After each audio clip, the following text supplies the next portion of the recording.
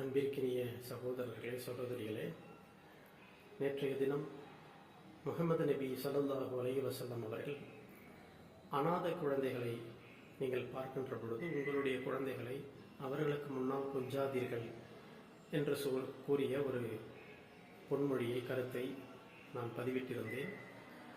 இதனை பார்த்துவிட்டு என்னுடைய பழைய மாணவி பிரதிபா என்ற பெயர், 2 அழகான குழந்தைகளுக்கு தாயார்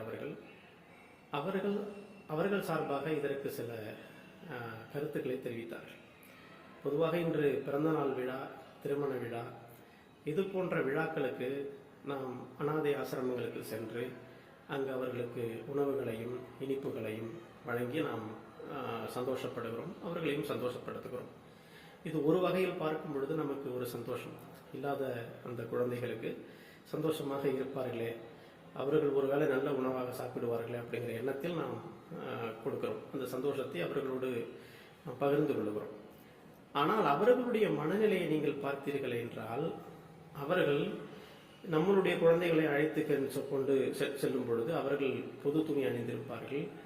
மேலும் அவர்கள் அங்கு நாம் அவர்களை வைத்து அனைத்து உணவுகளையும் பரிமாறுகிற பொழுது அவர்களுக்கு உள்ளாக அங்க இருக்கக்கூடிய குழந்தைகளுக்கு ஒரு மனத்தாங்கல் ஏற்படுமே அப்படின்னு சொல்லி என்னிடம் வருத்தப்பட்டார்கள். அதனால் இது போன்ற நிகழ்வுகளை தள்ளி வைத்துவிட்டு வேறு மாதிரியான உதவிகளை அவர்களுக்கு செய்யலாம் அப்படிங்கிற ஒரு கருத்தை அவர்கள் சொன்னார்கள்.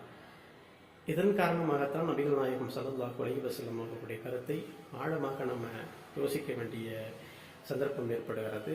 அவர்கள் இதையெல்லாம் மனதில் வைத்துக் கொண்டுதான் அனாதை குழந்தைகளுக்கு முன்னால் உங்களுடைய குழந்தைகளை நீங்கள் கொஞ்சாதீர்கள் என்று சொன்னார்கள். மாமனிதர் தான். அஸ்ஸலாமு அலைக்கும் வரஹ்மத்துல்லாஹி வபரகாத்துஹு.